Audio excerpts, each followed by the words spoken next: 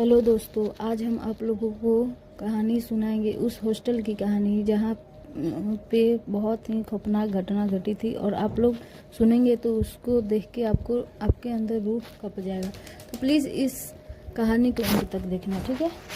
Hostel का कमरा number 404। यह बात एक मशहूर इंजीनियरिंग कॉलेज के पुराने हॉस्टल की है। वहाँ के कमरा नंबर 404 को लेकर कई अफवाहें थी, इसलिए वहाँ हमेशा खाली रहता था। लेकिन इस साल भीड़ ज़्यादा होने के कारण आर्यन नाम के एक लड़के को वह कमरा दे दिया गया।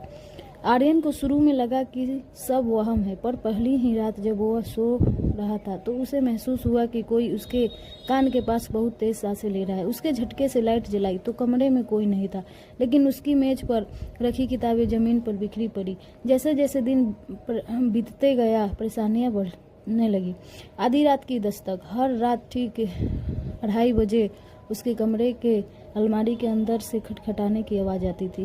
गीले पैरों के निशान। एक सुबह जब आर्यन उठा तो उसने देखा कि फर्श पर गीले पैरों के निशान बने हुए थे, सीधे उसके बिस्तर तक आ रहे थे, जैसे कोई रात भर उसके सिरहाने के पास खड़ा था। अदृश्य हमरा।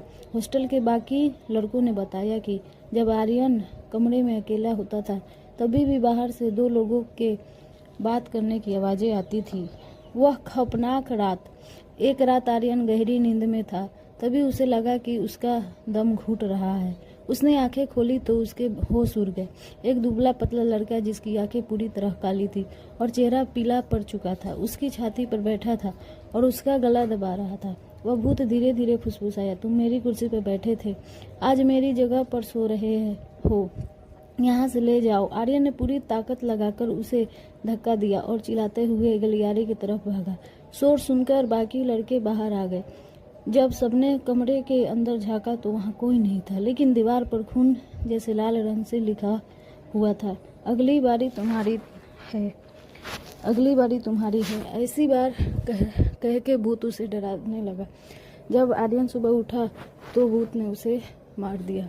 तो इस कहानी से आप लोग क्या सीख मिलती है कमेंट में ज़रूर बताएं। और इस प्रकार की कहानी आपको चाहिए तो सब्सक्राइब करें और व्यूज बढ़ाएं, और कमेंट में ज़रूर लिखें कि मेरा कहानी किस प्रकार